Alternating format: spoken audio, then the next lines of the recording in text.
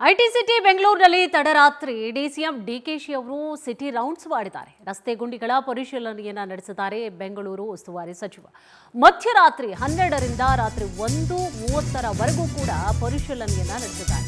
IT city ಬೆಂಗಳೂರಿನಲ್ಲಿ ನೋಡಿ ತಡರಾತ್ರಿ ಡಿಸಿಎಂ ಡಿಕೆಶಿ ಅವರು ಸಿಟಿ ರೌಂಡ್ಸ್ ಮಾಡಿದ್ದಾರೆ.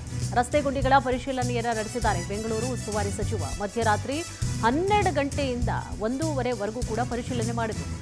ಮಿಡ್ನೈಟ್ 80 ಕಿಲೋಮೀಟರ್ ರೌಂಡ್ಸ್ ಅನ್ನ ಹಾಕಿದ್ದಾರೆ ಡಿಕೆಶಿ ಅವರು. ಯಲಹಂಕ ಬಾಗಲೂರಿನಲ್ಲಿ ರಸ್ತೆ ಗುಂಡಿ ಮುಚ್ಚುವಂತಹ ಕಾರ್ಯ ಆಗಿದೆ.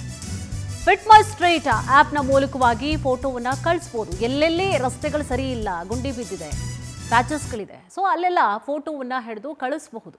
ರಸ್ತೆ ಗುಂಡಿ ಅವ್ಯವಸ್ಥೆಯ ಬಗ್ಗೆ ಸಾರ್ವಜನಿಕರು ಫೋಟೋವನ್ನ ಕಳುಹಿಸಬಹುದು. ಸದ್ಯ ಅಧಿಕಾರಿಗಳು ಬಂದು ಗುಂಡಿ ಮುಚ್ಚಿಸುವಂತಹ ಕೆಲಸವನ್ನ ಈಗಾಗಲೇ ಮಾಡ್ತಿದ್ದಾರೆ. ಸದ್ಯಕ್ಕೆ 4400 ಗುಂಡಿಗಳನ್ನ ಮುಚ್ಚುವಂತಹ ಕಾರ್ಯ ನಡೀತಾ ಇದೆ.